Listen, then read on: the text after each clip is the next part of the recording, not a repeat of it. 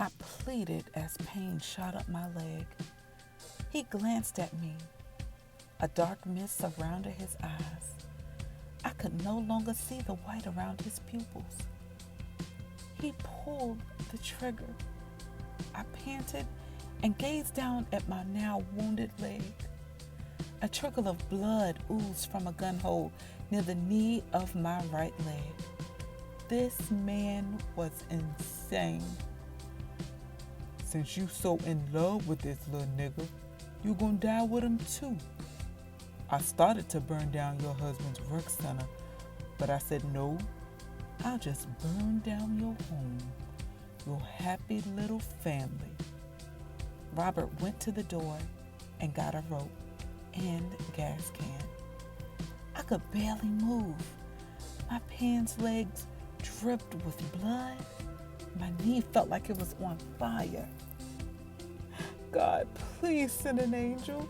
Send my husband, I prayed. I couldn't imagine the three of us leaving Earth so soon. I had to tell Solomon that I loved him. I wanted to see my daughter grow up in this world because God wanted her here. I began to pray in the Holy Spirit, which was what I did earlier that morning. Robert began to pour lighter fluid around our kitchen table, laughing. We were a few feet away in our living room, which was on the other side of the house. Oh, the happy little family, he mocked, laughing at the place settings on the table. He pulled two of our kitchen chairs into the living room, putting them back to back. He picked up Stanley with fury in his eyes and put him in the chair. Stanley was still unconscious, but he tried to make him sit up straight. I prayed that Stanley was alive. He walked over to me and kicked my wounded leg harder in laughter. I held my stomach and screamed as he picked me up and dragged me to the other chair. He held the gun to my head. Move and I will pull the trigger.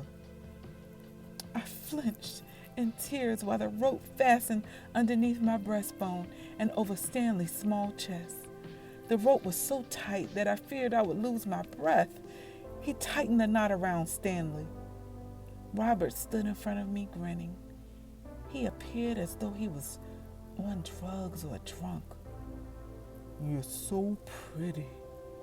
Darker than most, but you're beautiful. You know, I didn't deserve to lose my girl. I hate my life, and I hate that kid. With everything within me, I didn't want to encourage him, but the Holy Spirit led me to minister to him in that moment. Jesus Christ can save you, Robert. Even after all of this, trust him. He shook his head in defeat. It's too late for all that, girl. I know I'm going to hell. Y'all might not go to hell, but you sure won't be living past the day, he said, lighting a match.